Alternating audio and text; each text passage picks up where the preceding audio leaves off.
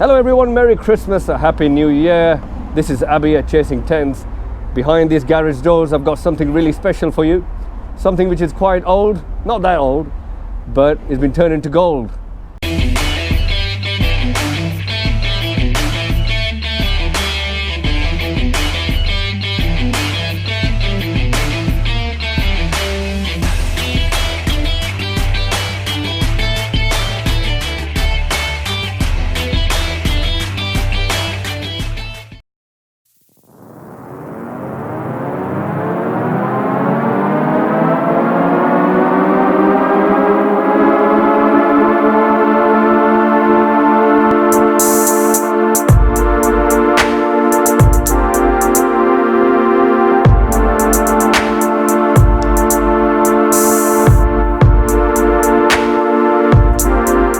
Welcome back, and this is the bike in question, Yamaha R1 2007-2008, beautiful track bike, fully loaded track bike, and you'll be so surprised by the price of this bike that you will think, wow, the upgrades on that bike are probably worth more than the actual bike. So here we go, let's start with the upgrades.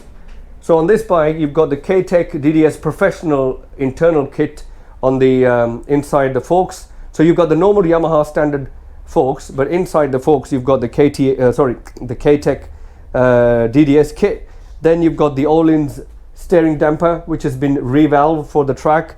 You've got Öhlins TTX 32 GP shock at the rear. You've got Hell brake lines.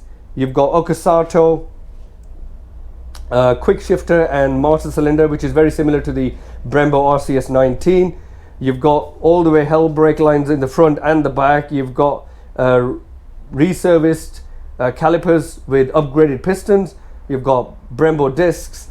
You've got gear indicator, and you must be wondering what these two switches are. So in this bike, underneath this seat, which has been changed, that's why you can see these paint marks, you've got a Bajaj traction control, quick shifter, fuel injector system with map and traction control dials, and also there are different maps for rain and dry and different tracks as well. So this switch has got about 6 to 8 kind of settings, and depending on what you want your map to be, what track you're on, whatever setting suits you, you can change that. And obviously it's got the quick shifter and the auto blipper with it, which works really well with the piezo resistor clutch. The clutch is a Sigma race clutch, so all the punishment you put the rear through, the clutch really makes the gear shifts really plush on a racetrack.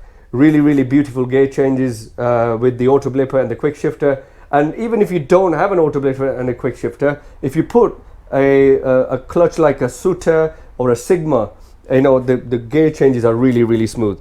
Okay, let's move on to the exhaust system. It's got a full Akrapovic exhaust system going all the way to the headers, and it's a really clean exhaust system. It's a dual pipe exhaust system, and it's a really nice and clean exhaust.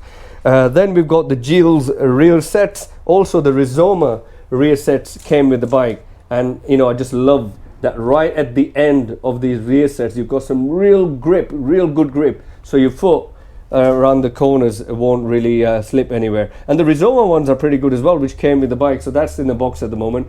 You know, and there's RNG protection everywhere, which you really need. And the bike has got Pirelli slicks Diablo, which you do need for the racetrack, and the RNG carbon rear mudguard and the RNG chain protector as well, or chain cover. The bike comes with a full, let me see if I can squeeze on the other side. It's a bit dark on this side, so I didn't want to squeeze in here. So you've got a full 520 Sprocket Kit with the rental 44 teeth sprocket at the back and 15 in the front. Let me see if I missed anything this side.